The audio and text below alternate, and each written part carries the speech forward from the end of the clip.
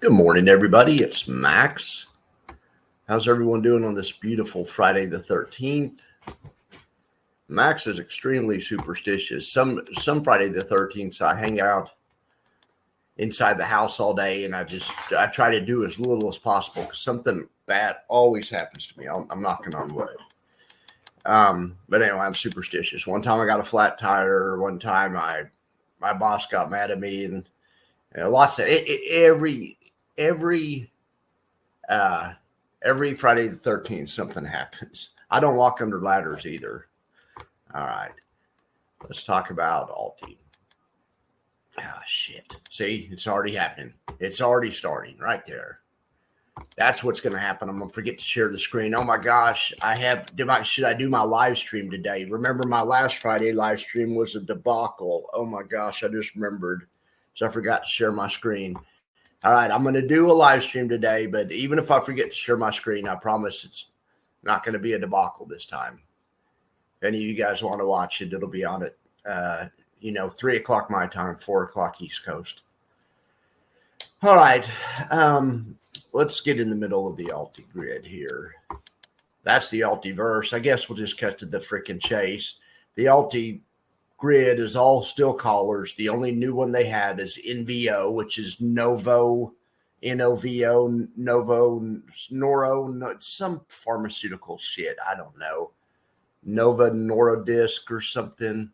Shit, now that I've talked about it, we're going to have to look the freaking thing up. All right, earnings. Did anyone have any Broadcom? It looks like Broadcom hit earnings. None of my stocks could hit earnings this week. I had MongoDB. Oh, my gosh. Don't even get me started. Yeah, look at this. No earnings on Friday the 13th. Companies are too smart. No one's going to schedule the earnings that day. And, and put out a bad report and trigger a freaking Friday the 13th market collapse. All right, so let's see what NVO is. It's Novo Nordisk. I used to have some shares in Eli Lilly, and I knew it was one of Eli Lilly's competitors, big pharma company, and evidently earnings did not go well for it, but whatever. Yeah, here it is right here. Telehealth firm Roe Partners with Eli Lilly to boost access to obesity drug. Anyway, I wish I still had that Eli Lilly stock. It'd be something else. I sold it in 1998. Do you think it'd be worth anything now? I wonder how many shares it was. It was worth $30,000. The last bit of it was. The total thing was worth I had $300,000 of it at one point in the 90s at the highest level.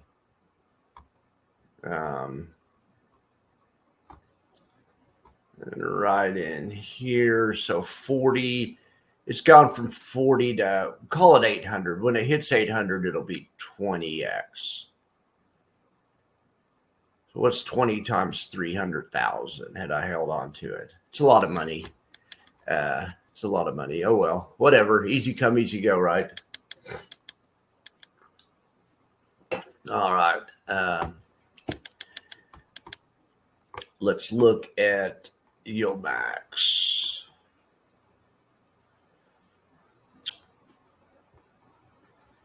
We'll start with the index buffer report. I got an email this morning from a nice subscriber. Anyway, I appreciate that. You guys can always email me at maxconvexity@gmail. I don't remember to check it sometimes. I mean, if I don't, just send it again if I don't get back to you or something. I'll see it eventually. But and I also have a Facebook, a Max Convexity Facebook that I check every couple of days. But we were talking about Maxi this morning. So I got an email. So Maxi is made by a company called Simplify. Maxi is one of the best performing ETFs out there last year. Well, anyway, they've come out with a new one called YGLD. And my subscriber sent me a link to Brad, the Income Architects video, and asked me to watch that, and I did, and we talked about it a little bit. But yeah, that's why gold's cool. So it's going to be like Maxi, and just like Maxi has a little bit of leverage, why gold's going to have a little bit of leverage. It's not going to sell options, just going to buy options. So it's just leveraged gold, kind of like Max. He's just leveraged Bitcoin. So anyway, it's all good. I appreciate that email. All right, look at this. Look at freaking T-SPY. T-SPY and I-SPY and XDTE stars of the day. The worst performing one is Defiance, but they went ex-dividend, and I don't think they've taken the ex-dividend out of that price yet. I don't think that's a real price. Just like yesterday's price wasn't real. In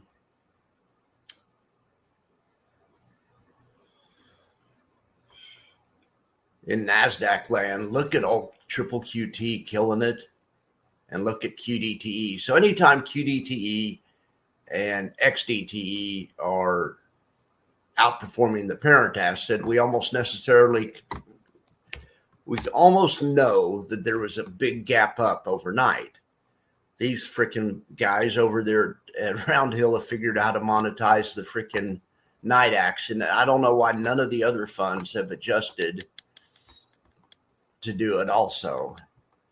They should make me a fund manager. I know exactly how I would do it. I have a back tester right here. I've been back testing exactly how I'd beat Round Hill. Here's the log. I'm not going to show it, but here's the details.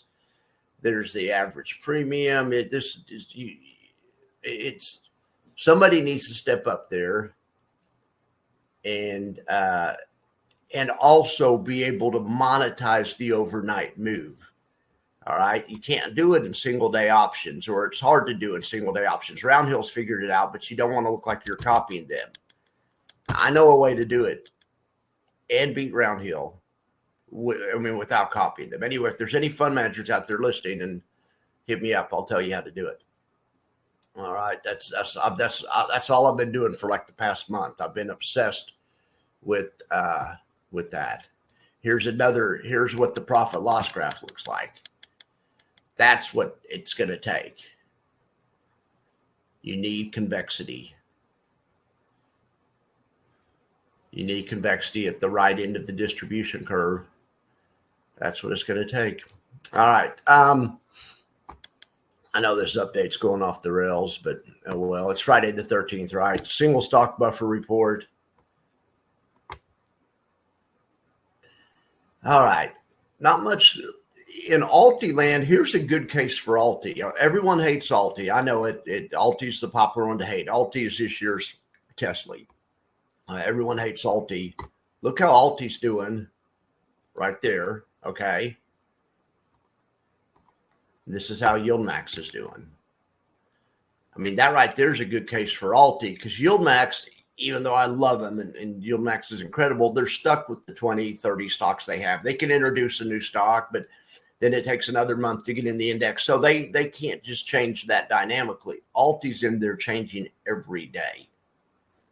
I just wish Alty had a way to get short in there as well, too. Alty's only problem is they have no defense against a falling market. I mean, they do their collars and everything, and that'll help or whatever, but they don't have if Alty was truly like a hedge fund, to me, Jay and the traders have a meeting every morning. And, let's think when things go to shit next year, or if they go to shit next year and inflation starts going up. And I would love for them to put freaking some bearish stocks in the Alty portfolio. Why couldn't they do an inverse triple Q, like an SQQQ instead of TQQQ? Anyway, that's the only thing is it's long only. So it's a great bull market fund. It'll do great as long as the market keeps going. If the market keeps going down, they'll just keep trying to buy the pullback. And that's fine. If the market bounces and recovers, then Alty will be fine. But in a true bear market, Alty and a lot of these funds are just going to absolutely get murdered. So, of course, if you guys watch my show every day in a true bear market, we're going to be out of it. We have the morning volatility report. Let's see if it's still bearish this morning. This just tries to keep us on the right side. Whenever volatility is elevated, we try to get out of the way. So we're gonna be out of all our high beta stuff. But but I assume most people are just want something to buy and hold and forget about it. So anyway, but yeah, look, volatility popped back up this morning. Even the amateur measure of volatility is back above the 200 period moving average. Let's check VIVX.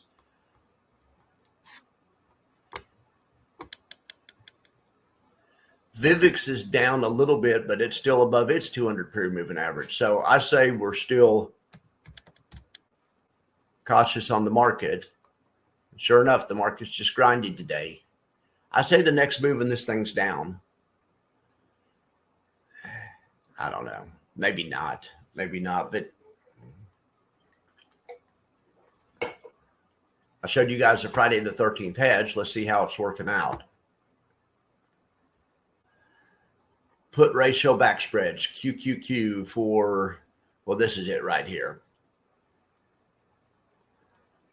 Added two of them. One's up $30, one's down $30. But there's the profit loss graph. The profit loss graph is these kind of trades only make money in a freaking market meltdown. This doesn't really expire till Tuesday, but the idea of this trade was we're just going to do it till today. And if the market, or maybe till Monday, and if the market, we get in Monday morning, the market isn't down 5% or something, just going to take this trade off, probably for a small profit. It's almost, these kinds of trades are almost like having free insurance. It's not really free if you hold it till the end and the stock's price goes right to the middle of the valley of death, which it does lots of times. You're out $700. But the strategy on these, and I showed you guys this the other day, is to take it off about halfway through. Monday morning, there's Monday morning. If the market hasn't collapsed yet, take it off. Worst case scenario, you're down about 300. But the good thing is you got $50 off the get-go, and you basically had free insurance. Because should the market melt down over the weekend, you're going to come in and, you're going to come in and your option trade's going to be up several $1,000s.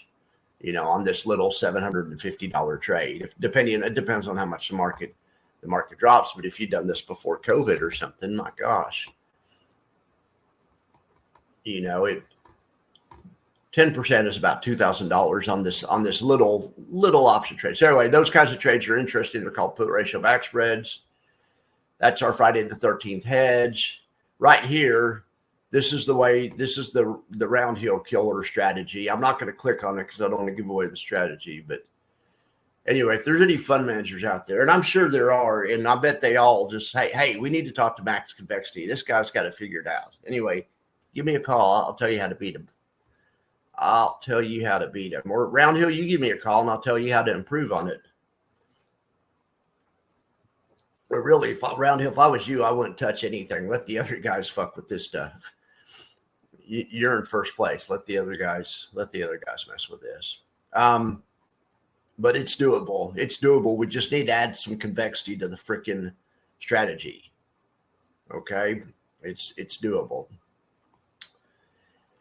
All right. Well, unless I can think of anything else to talk about, probably just let you guys go this morning. Working on a couple of videos, so I'm going to get back to that. It's Friday the 13th. All right, guys. I appreciate y'all for being here. Take her easy.